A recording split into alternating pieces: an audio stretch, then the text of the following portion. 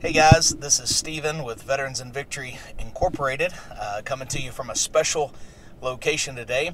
It has been several episodes that we have missed over the past couple of weeks, and so I'm going to try to make that up right now by giving you guys the latest episode. This would be episode number 8.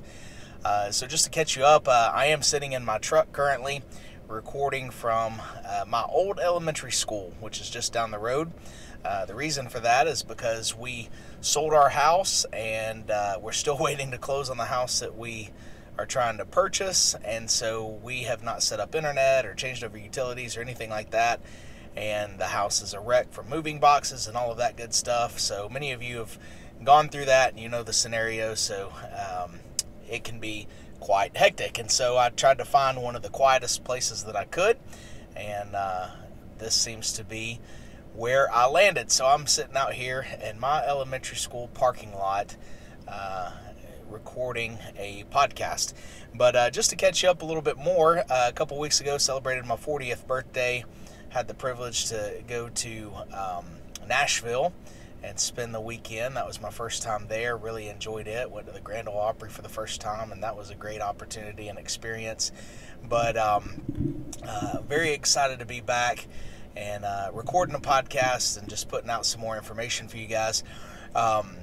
Other exciting things that are happening, I was able to meet with Austin Gardner today and talk with him about some ideas for Veterans in Victory and some networking possibilities, and even improving the podcast and the recording. And so I think we're going to be trying to make some improvements there. I know I say every episode that it's going to improve and become more and more professional. And here I am taking a step back by recording from my truck. But that's just the nature of the beast right now, and so bear with me. And I am still in a tank top, just left the gym training legs today. So that was another thing that kind of suffered over the past couple of weeks, was being able to consistently get into the gym and do some workouts and train. So I'm trying to play catch up there as well. But grateful for some of the strides that we've been taking for Veterans in Victory.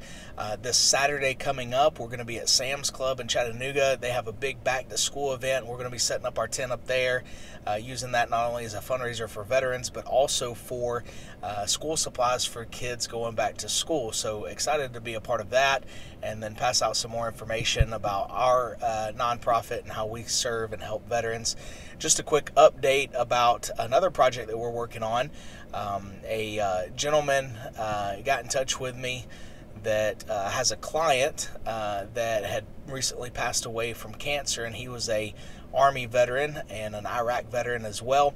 And so we are getting his dress blues and all of his ribbons and awards, and so I'm going to be getting those dry cleaned and starched and pressed, putting his ribbons and awards all in order, dressing up his dress blue uniform, and then we're going to put that in a shadow box in order to present it to his daughter just as a keepsake. And so very excited to be just a small part of that project, to serve this family and help them during this time of grief.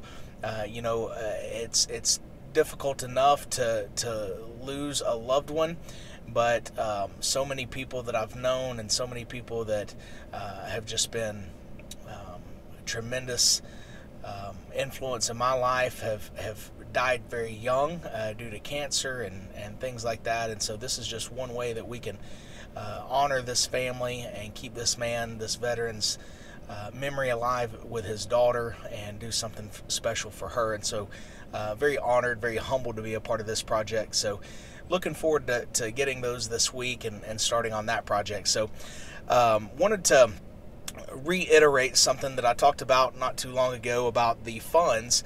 And just to let you know, I understand that there is always a sacrifice that we make to be a part of something greater than ourselves. And really that's why it is a sacrifice, because it puts us out of our comfort zone and it takes us into unfamiliar territory. We have questions like, is this something that we can commit to? Do we have the time to commit to this? Do we have the funds and resources to commit to this? And truthfully we don't always have the time for that. We don't always have the funds for that. And no, we can't possibly help everyone. But if we have the mindset that we can't help everyone so we don't help anyone, then that is contrary to what we want to accomplish. And so we have to be careful to fall into that mindset of, well, if we can't help everybody, then we're not going to help anybody. Some of the most wealthy people in the world are also some of the most stingy. And we see that, and people like you and I, just regular Joe Blows, your run-of-the-mill, blue-collar, even some middle-class white-collar guys, we look at those guys and we think, if we only had what they have, then we would use those resources and just help as many people as possible. But my question is this, are you using what you have now to help others? Because if you're not, then there's no way that if you had more that you would do more. If you're not using what you have now to help others and doing what you can now with the time that you have, you can't expect to do more simply because you have more. And we see that, and we complain about that with the wealthy class saying, if we had their resources, then we would help a bunch of people. Well, if you're not using the resources that you have at this point to help others and serve others, then chances are you likely wouldn't do it then either. And I shared this on social media not too long ago. Some of the most selfless people I've ever met are those that have absolutely nothing for themselves. I shared with you a few weeks ago about a gentleman that I met that was living outside of a gas station in a tent. And I went up to him, and it was a hot day, and I said, man, I'm going to go in here and get a Gatorade or cold water, maybe something to eat. Do you want something? He said, well, I'm not hungry. He said, but I sure could take something cold to drink. And I said, okay, Gatorade all right with you? He said, whatever you choose. And so when I went in there, I asked the cashier, I said, what's this guy's story? Does he really live there? She's like, well, he sits up there during the day. He had a lot of things, little knickknacks and things that you really probably wouldn't even buy at a thrift store, but he had it out there trying to sell it to make some money. And I said, well, what's his story? She said, his problem is that when he has anything, he always gives it away to somebody that doesn't. And so I was talking to him, and he shared with me how he had this van, and it was a van that, like a travel van. He had a bed in it and had a little microwave, and he was basically living in this van. And it was having some problems, but he was able to fix it and keep it running and drive it to different locations so that he would be able to sleep in his van without any trouble from the law or being bothered by anyone else. And so he was telling me, he said, but I made the mistake. He said, a friend of mine needed $200. Well, I didn't have $200, so I took my van title and I pawned it, and now I owe $600 on it, and I can't afford to get it. And so I'm sitting there listening to this guy tell me he took the only thing that he actually owned, and he sold it, or he pawned it rather, to help somebody else in need, and now he's without.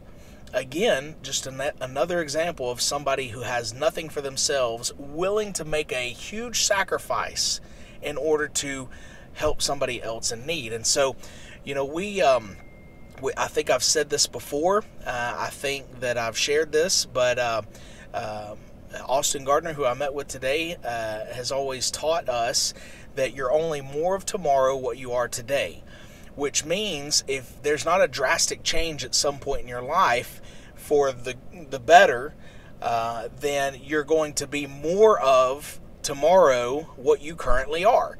And so if we want to grow and we want to adapt and we want to learn, then we have to be willing to change who we are, where we are, and what we're doing in order to better ourselves. The same can be said with our generosity and sacrifices. Excuse me, I'm going to mute that because that will get on my nerves. But we have to be that same mindset when it comes to our generosity. You'll only give more of tomorrow of what you have today. And so what I mean by that is, if you gain more finances, you gain more resources tomorrow, if you're not currently a giver, if you're not currently sacrificially providing and helping others in need, then you cannot expect to do it tomorrow. Just like this gentleman that is living in a tent by a gas station. Chances are that if he won the lottery and he came out a millionaire, he'd probably be broke because he gave it all away. Now, I'm not saying that that's wise, but if that's the heart that he has to give what he has to others in need now, then that would not change simply because he came into a big chunk of wealth. And so, yeah, there needs to be some balance there. He needs to be able to take care of himself, provide for himself, and meet his basic needs, but never allow that to become the excuse for not helping others in need. And there is a balance. In life, there's always a balance. We need to balance our time. We need to balance our resources. We need to balance our finances. We need to balance our boundaries. And that's one of the things that this gentleman was lacking, was he did not have those boundaries set up to where he took care of his physical needs and took care of his responsibilities before trying to help others.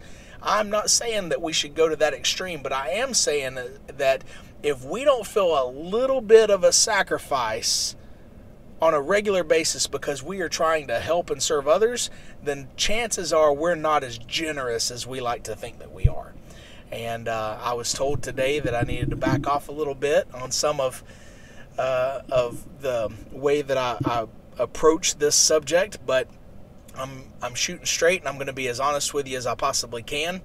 You're only more of tomorrow what you are today. So if you're not a giver, if you're not generous with what you have, then you will not be generous if you came into a large sum of money either. It's like the squirrel that takes all summer long to gather up all the nuts for the winter, and then when they get done and they're ready, they're not going to share it with anybody. They're going to hide them. You've seen the memes with the squirrel shoving all the acorns in their mouth, and they are just completely stuffed full. Well, that's what we tend to do. We stuff our mouths full, and then we won't share with anyone else. And it's because we're storing up for our winter, and we're not going to sacrifice anything that we have because somebody else didn't prepare. Well, we're not squirrels, number one, and number two, not everybody has the resources to prepare like we can. If you find yourself in a better situation than someone else, you know what? It's not us to decide whose problem it is or whose fault it is, but it is our problem and it is our responsibility to be generous and to help others that are in need. It's not my job. Now, I'm not saying, hey, look, when the homeless person comes up to you and says, hey, will you give me $20? It's probably not a wise move to give them $20. You might instead say, hey, I'm not going to give you money, but I will take you over here to the McDonald's and I'll buy you a meal. I will take you over here to the motel and I'll put you up in a room for the night. Something like that would be a much more wise use of your finances and resources. Or possibly finding a good local charity, nonprofit organization to give to that has the resources to better help these individuals. I'm not even trying to promote right now Veterans in Victory, though we could use your resources, we could use your finances, we could use your generosity to see a lot of good things happen. I'm not even saying that. One thing I do want to be clear of is because I've spent the last decade in foreign ministry and missions work, I would never, as a matter of fact, I would refuse any funds that were designated for foreign missions to come to Veterans in Victory, because I do not believe in taking funds that are designated or directed for the ministry work, for the work of the Lord, especially in missions, and putting that in a secular resource or a secular nonprofit. You can say what you want. That's my personal belief. And because this is my podcast and this is my nonprofit, I will tell you, I do not want missions funds being redirected to have anything to do with Veterans in Victory. Now, if it's above and beyond that, and you said, you know what, I've been able to give my missions funds and dollars to these projects here through this local church or this organization or this ministry, and so I have an extra $10 that I would like to give to Veterans in Victory, wonderful. But we're not going to sacrifice foreign missions and ministry work in order to support this organization. And I appreciate the willingness and the heart of anybody that wants to be involved and help us. But there are some things that to me are just they're non-negotiables, and that's one of them. My heart and my desire is always going to be first and foremost getting the gospel to a lost and dying world, and I believe that that even Veterans in Victory can be an avenue to achieve that, even though that is not our public focus. Our public focus is getting the recovery and help that these guys need that are struggling with PTSD and substance abuse, and getting them to these places where they can find treatment and help. And then through our influence and our teaching and our personal relationships with them, then we can point them to the true answer, which I believe personally is the gospel of Jesus Christ. And so again, I've said this several times. I'm not trying to be too preachy in this, but you're only more of tomorrow what you are today. And so when you have it within you, if it doesn't escape from time to time, then do you really have it in you? And so it's in me. It's always been in me. It's always going to be in me, even if I don't find myself in that position anymore. I do believe that there is a role for me there. So moving on from that, I do appreciate everybody that has reached out, that has already been a part and been a blessing and given. I'm very thankful for some friends of mine, the Moss family, Jessica and Jeremy Moss. They volunteered to work with us at Samuel's and do some other volunteer work for us, and they've just been a tremendous blessing. So I'm giving them a public shout out for their generosity of time. Not only that, but he recently gave a generous donation to Veterans in Victory, which we were able to use for some of our expenses. You know, because we're just starting out, there's not a huge monthly expense, but we do have to pay for marketing material. I do pay a friend of mine for the website hosting and design work in order for us to be able to put information out. And eventually, you know, we want to have other resources that are available to just continue getting this information out. What I would like to do here in the near future is be able to put together a folder that as we go to these events, I have a list of resources in the area that the event is that I can put into the hands of others and say, hey, if you know somebody in need, here's a list of resources that they can reach out to, that they can get the assistance and help that they need. And if you allow us to be a part and help, then we would be glad to mediate or liaison between that person in need and those resources available. And so that's one of the things that we want to do, we want to accomplish, is being veterans and being able to have that connection with some of these guys that are struggling and may not have a good experience in trusting others. We could come in and be like, look, you know, we've been where you are, we understand where you're coming from, let us help you and we will guide you along the way. And so simply having that connection of being veterans that have been through similar situations and been through some of those circumstances, we can then in turn help to point them to the resources that they need to get the help that they need. And so that's going to take money. It's going to take finances. This weekend when we do the back to school event, I'm not looking to raise a ton of money. I'm looking to pass out as much information as I possibly can. Fortunately, we do have Miss Lisa Sherwood, who owns Tigger's Treats and Tunnel Hill, that's going to be doing some baked goods for us, and she's going to come up and work with us at the table and help us to pass out information. But she's also been very sacrificially with her time and her resources in order to make some treats that we can sell for donations and be able to do a little bit of fundraising that way. But again, this event Saturday is for us to be able to pass out resources and information to people in need, and then help these school kids that may not have the back to school supplies get what they need as well.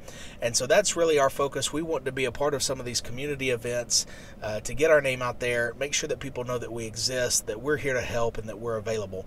So in saying all of that, even these events take funds and resources.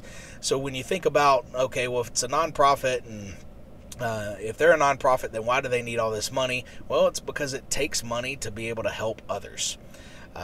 And I know I've been talking about that this entire episode. It's one of those things that you never like to talk about, but it's a necessary evil. one of my failures as a foreign missionary was that if we had um, a big need, if it wasn't a specific purpose like a building project or some sort of big event ministry wise, I usually wouldn't share it with anyone. There were a few people that might know about it. There were a few people that might know that we had some struggles or something like that, but I just wasn't one to beg for money. I will tell you, however, on behalf of the men and women that served, that are living on the streets, under bridges, that have substance abuse addiction, that have fentanyl addiction, these guys that have sacrificed so much for us, for our freedoms, for our liberties, I will shamelessly and unapologetically ask you to be a part of helping them. And again, I don't remember which episode it was, but we had talked about those patriotic holidays. Either you bleed red, white, and blue, or you celebrate the holidays and you go on about your business the rest of the year. I just can't find any middle ground there. And so I'm going to say I want to support our troops and veterans year round, and I'm going to do what I can to show that and not just say it. It's real easy for us to share a meme on Facebook. It's a whole other thing for us to sacrifice our time and resources to actually honor our troops and veterans. As a matter of fact, there's, and I've mentioned this before, there's so many organizations that are nationwide out there that are serving our veteran community, that are doing such a good job. Here in the North Georgia and the Chattanooga area, I do believe that a local problem requires a local solution. And so we want to be that local solution here in this area and just make sure that we make ourselves available to serve as many as we possibly can. And so with your help, it only allows us to do more. With your help, it only gives us more opportunities, better opportunities to serve those veterans in need. This Shadow Box and Dress Blues project that's coming up, that's just a small project. It doesn't take a whole lot. However, it's going to mean so much to that family, to that man's daughter, that I would just love to be a fly on the wall when it's presented to her and see her reaction. I don't know that I'll get to be there.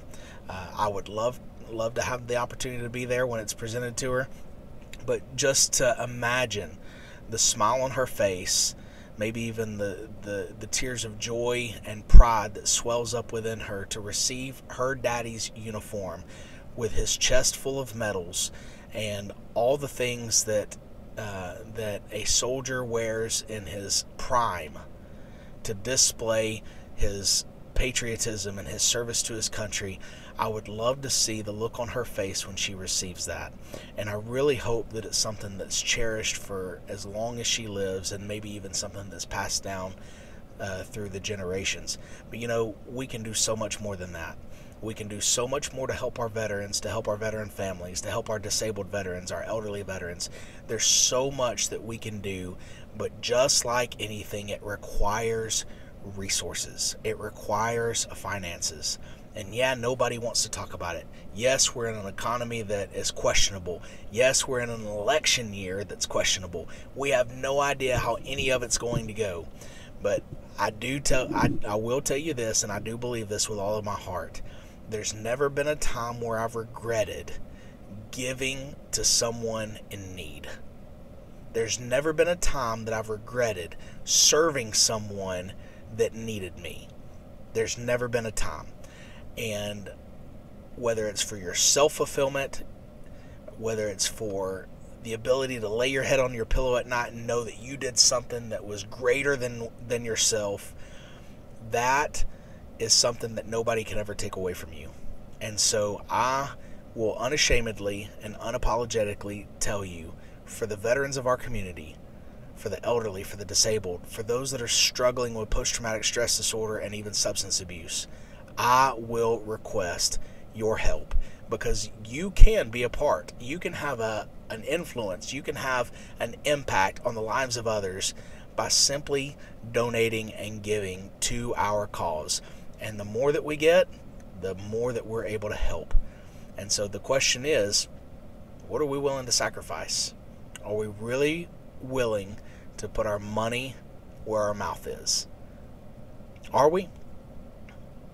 Is that something that we're capable of doing? Is it something that we're willing to do? Because at the end of the day, I don't care how many patriotic memes you share on Facebook. I don't care how many memes of Trump holding his fist up in the air saying fight that you share. None of it matters if it's just for show. That may have been a little hard. That may have been a little rough. Maybe that's one of those things I'm supposed to back off on. Anyway, I said it, and I'm not taking it back. Quit sharing a bunch of Trump holding his fist in the air saying fight if you're actually not going to fight. And sharing a meme on Facebook ain't fighting. That might have went a little overboard. Anyway, thank you guys for joining us. I do say all of that, kind of teasing, but there's a saying in Spanish, de broma dice la verdad, which simply means joke by joke, you tell the truth. And there you go. You can take it for what it's worth. But thank you guys for joining us. I hope you'll continue to stick around. We have more episodes coming. We will continue to put out content. And I hope that it will only get better with time. We will see. But thank you guys for following along with us.